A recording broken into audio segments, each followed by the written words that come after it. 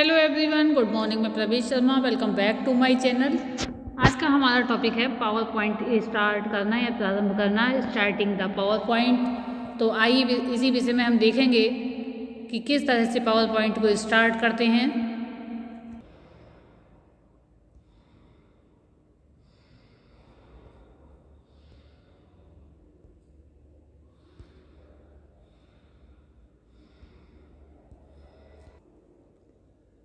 तो यहाँ पर हम देख रहे हैं पावर पॉइंट प्रारंभ करना, starting the power point. Power point को प्रारंभ करने के लिए कंप्यूटर को चालू करना पड़ता है, फिर स्टार्ट बटन पर क्लिक कीजिए, फिर प्रोग्राम मेनू पर क्लिक कीजिए तो एप्लीकेशन प्रोग्राम की सूची पटल पर आ जाएगी।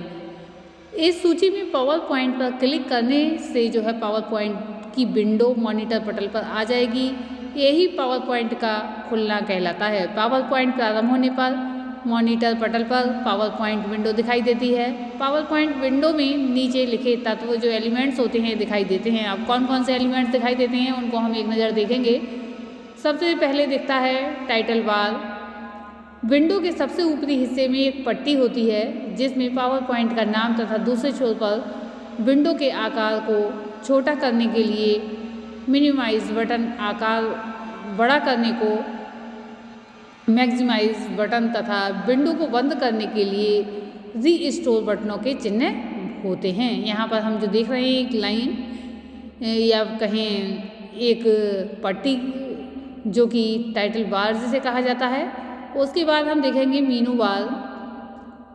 टाइटल बार के ठीक नीचे एक पट्टी और होती है जिसे हम मीनू बार कहते हैं। इस मीनू बार में file, edit, view, insert, format, tools, slide, show, window तथा हेल्प नामक बटन होते हैं। इसके बाद हम देख रहे हैं स्टैंडर्ड टूल बार। मीनू बार के ठीक नीचे एक पट्टिका में छोटे छोटे चित्रों के रूप में कुछ कमांड तथा ऑप्शन दिए रहते हैं। प्रयोक्ता वांछित कमांड या ऑप्शन के लिए इनमें से किसी पर क्लिक कर सकता है। इसके बाद हम देख रहे हैं फॉर्मेट बार। पावर पॉइंट की विंडो में एक फॉर्मेट बार भी होता है। इस बार की सहायता से प्रयोक्ता फॉन्ट का टाइप, प्रकार व साइज, रंग, रेखांकन, आकार आदि की व्यवस्था करता है। उसके बाद 5th नंबर पर हम देख रहे हैं स्टेटस बार। इस बार की सहायता से प्रयोक्ता अपने प्रस्तुतिकरण की स्लाइड के बारे में या संबंध में वांछित जानकारी प्राप्त कर सकता है। स्टेटस बार में ही विभिन्न व्यू बटन होते हैं। इन बटनों की सहायता से किसी स्लाइड को विभिन्न प्रकार से देखा जा सकता है। इसी बार से ही वर्तमान स्लाइडों की संख्या तथा कुल स्लाइड्स की संख्या भी ज्ञात की जा सकती है। उसके बाद 6 नंबर पर हम देख रहे हैं standard tool bar. Power point window के मीनू बार के ठीक नीचे स्टैंडर्ड टूल बार होता है। इस बार में कट, पेस्ट, ओपन, सेव आदि से संबंधित कुछ चित्रमय बटन होते हैं। माउस की सहायता से इन पर क्लिक करके इनका उपयोग किया जा सकता है। उसके बाद हम देख रहे हैं ड्राइंग टूल बार। मुख्य स्क्रीन के नीचे बाईं ओर ड्राइंग टूल बार होती है। इस बार की सहायता से प्रस्तुतिकरण में यानी कि प्रेजेंटेशन में वृत्त यानी कि सर्कल्स, आयत, रेखांकन आदि का कार्य किया जा सकता है। यहाँ पर हम देख रहे हैं मुख्य मेनू फाइल।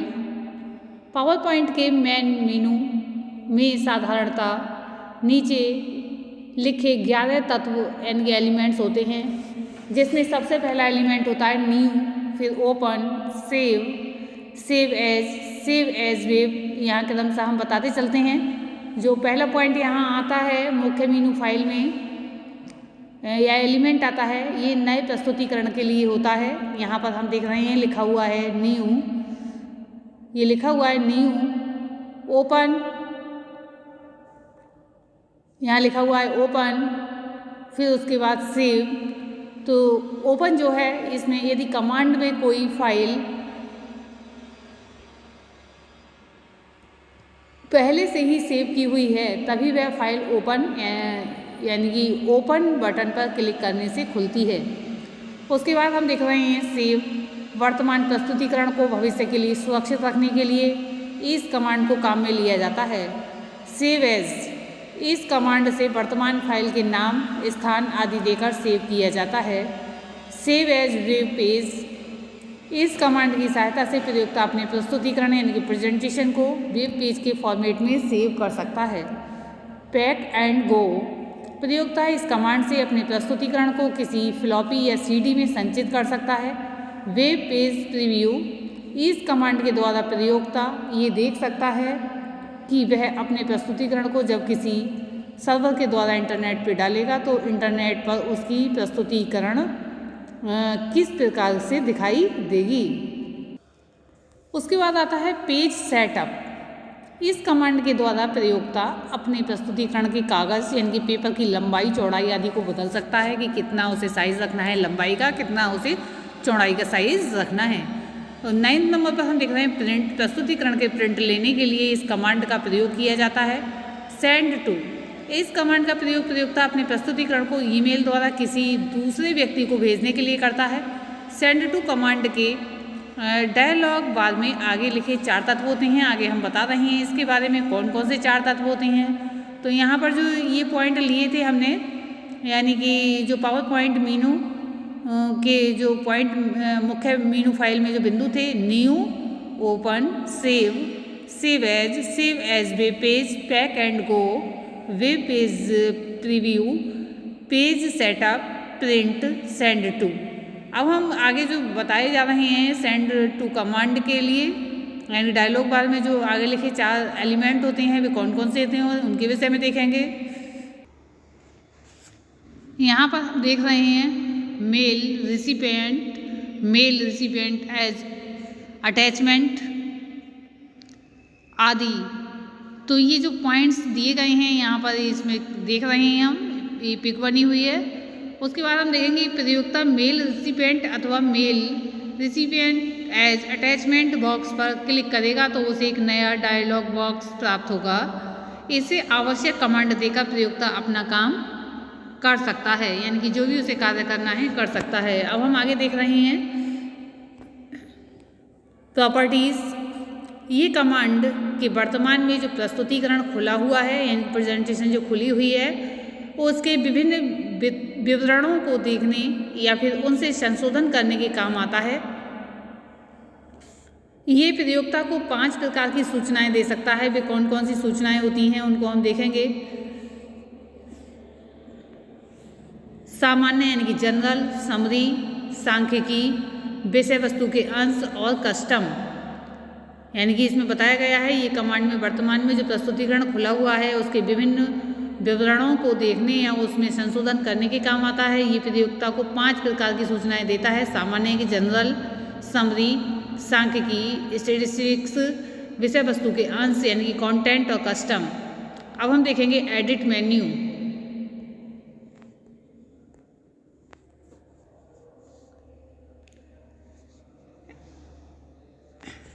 एडिट मीनू, यहाँ पर एडिट मीनू के बारे में देख रहे हैं। एडिट मीनू की सहायता से प्रयोक्ता फाइल को एडिट कर सकता है। इस मीनू में सामान्यतः 16 कमांड होते हैं। अब 16 कमांड कौन कौन से होते हैं इनको हम देखेंगे। सबसे पहले देख रहे हैं अंडू। प्रयोक्ता द्वारा सबसे अंत में जो कमांड दिया जाता है उस कमांड को समाप्त करने के लिए अंडू कमांड किया जाता है। रिपीट, किसी कमांड की सहायता से सबसे आखिर में जो संशोधन या परिवर्तन किए जाते हैं उन परिवर्तनों को पुनः दोबारा करने को रिपीट कमांड दिया जाता है। कट, किसी टेक्स्ट या फिर ग्राफिक्स को सिलेक्ट करके प्रयोक्ता इस कमांड की सहायता से हटाकर क्लिपबोर्ड में डाल सकता है। और इसके बाद हम देखेंगे कॉपी, किसी टेक्स्ट या ग्राफिक्स को सिलेक्ट करके उसे कॉपी कमांड देकर क्लिपबोर्ड में डालकर कॉपी किया जा सकता है। पेस्ट, कमांड की सहायता से क्लिपबोर्ड की विषय वस्तु को किसी स्थान पर पेस्ट किया जा सकता है। पेस्ट स्पेशल, क्लिपबोर्ड के कंटेंट को किसी स्पेशल फॉर्मेट में पेस्ट करने हेतु इस कमांड का प्रयोग किया जाता है। पेस्ट एंड हाइपरलिंक, हाइपरलिंक पर वह टेक्स्ट होता है जो सामान्यतः नीले रंग में अंडरलाइन किया जाता है। इस पर क्लिक करके या क्लिक के द्वारा हम विषय वस्तु को किसी अन्य फाइल, वेबसाइट या फिर HTML पेज पर ले जा सकते हैं। क्लियर, यह किसी विषय वस्तु के स्थायी रूप से साफ यानी कि डिलीट करने के काम आता है। एक बार क्लियर किए गए मैटर को प्रयोक्ता दोबारा प्राप्त नहीं कर सकता है, इसलिए इसे सोच समझकर क्लिक किया जाता है। सिलेक्ट ऑल, इस कमांड से हम पूरे टेक्स्ट को सिलेक्ट कर सकते हैं और जो भी इसका कार्य करना है वो हम कर सकते हैं सिलेक्ट करके। डुप्लीकेट, कॉपी या पेस्ट कमांड की सहायता से हम डुप्लीकेट कमांड के द्वारा सिलेक्ट की टेक्स्ट की दूसरी प्रति प्राप्त कर सकते हैं। डिलीट स्लाइड, इस कमांड से हम सिलेक्ट की स्लाइड को समाप्त कर डिलीट कर सकते हैं। फाइंड, इस कमांड की सहायता से वर्तमान प्रस्तुतिकरण में से किसी टेक्स्ट विशेष को की तलाश की जा सकती है। रिप्लेस यानी कि दूसरे स्थान पर ले जाना, वर्तमान प्रस्तुतिकरण को टेक्स्ट को किसी अन्य से बदलने के लिए इस कमांड का काम में लिया जाता है। गो टू प्रॉपर्टी, प्रयोक्ता अपने प्रस्तुतिकरण में दी गई प्रॉपर्टी में परिवर्तन कर सकता है, किंतु ये तभी संभव है जब प्रयोक्ता अपनी प्रस्तुतिकरण में एक नए या कहें एक कस्टम प्रॉपर्टी पहले से ही दे दे। लिंक, यदि प्रयोक्ता ने अपना प्रस्तुति वर्ड या फिर एक्सेल किसी फाइल में तैयार किया है तो इस कमांड से प्रयोक्ता सभी स्रोतों का पता लगा सकता है। ऑब्जेक्ट, ये कमांड किसी अन्य सॉफ्टवेयर से लाए गए ऑब्जेक्ट में आवश्यक परिवर्तन करने के काम में आता है। अब देखेंगे हम व्यू मेनू। इस मेनू का प्रयोग प्रयोक्ता अपनी स्लाइड में विभिन्न प्रभावों यानी कि इफेक्ट्स को प्रदर्शित करने के लिए करता है। इसमें सामान्यतः कुल मिलाकर 13 कमांड होते हैं। वे कौन कौन से होते हैं उनको हम देखेंगे।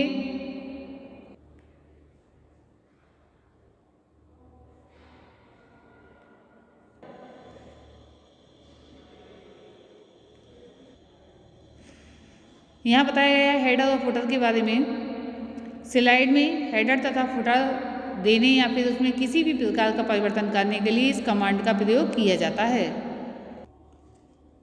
नेक्स्ट पेज पर हम देख रहे हैं कमेंट। यदि इंसर्ट मेनू की सहायता से स्लाइड पर कोई कमेंट दिया गया है या फिर छुपाया गया है तो उसे इस कमांड द्वारा देखा जा सकता है। किसी स्लाइड को छोटे या बड़े रूप में देखने के लिए इस कमांड का प्रयोग किया जाता है। अब हम देखेंगे कुछ प्रमुख commands, some other main commands. Insert command द्वारा प्रयोक्ता अपने प्रस्तुतिकरण में कोई नया ऑब्जेक्ट या फाइल जोड़ सकता है। यदि इस इंसर्ट में ही न्यू स्लाइड कमांड देता है तो इससे प्रस्तुतिकरण में नई स्लाइड को जोड़ा जा सकता है। इसी प्रकार इंसर्ट मेनू में ही किसी स्लाइड की दूसरी प्रति तैयार करने के लिए डुप्लीकेट स्लाइड कमांड दिया जा सकता है तथा स्लाइड नंबर कमांड देने पर किसी एक स्लाइड को या सभी स्लाइड्स को नंबर प्रदान किए जा सकते हैं।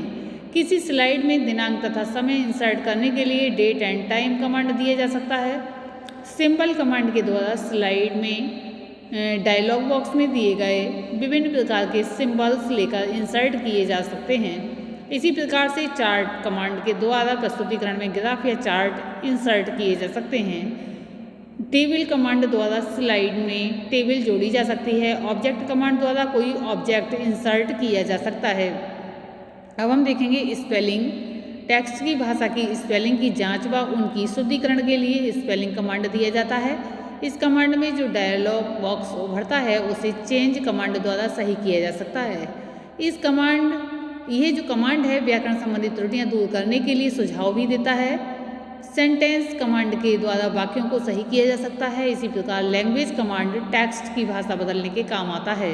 मैक्रो, प्रयोक्ता यदि कोई कार्य बार बार करना चाहता है तो वह बार बार कमांड न देकर एक बार ही मैक्रो कमांड देकर काम चल जाता है। प्रीसेट एनिमेशन, यह कमांड टेक्स्ट तथा ऑब्जेक्ट्स को एनिमेशन प्रभाव यानी कि एनिमेशन इफेक्ट देने के काम आता है। यदि हम चार्ट, क्लिप आर्ट, ऑब्जेक्ट तथा टेक्स्ट को पृथक पृथक एनिमेशन प्रभाव देना चाहते हैं तो हमें कस्टम एनिमेशन कमांड काम में लेना होगा। अब हम देख रहे हैं यहाँ पर हाइड स्लाइड। यदि प्रयोक्ता संभागियों को कोई स्लाइड नहीं दिखाना चाहता तो वह हाइड स्लाइड कमांड के द्वारा किसी भी स्लाइड को छिपा सकता है। इस संक्षिप्त जो अब तक दिया गया है संक्षिप्त विवरण से स्पष्ट होता है कि पावर पॉइंट किसी भी प्रेजेंटेशन को करने तथा उसे प्रभावी बनाने का एक अच्छा सॉफ्टवेयर है। फलतः सॉफ्टवेयर कक्षा कक्ष शिक्षण के समय भी विषय वस्तु के प्रेजेंटेशन को प्रभावी बनाने हेतु अत्यंत उपयोगी है। तो आज की इस वीडियो में इतना ही। धन्यवाद।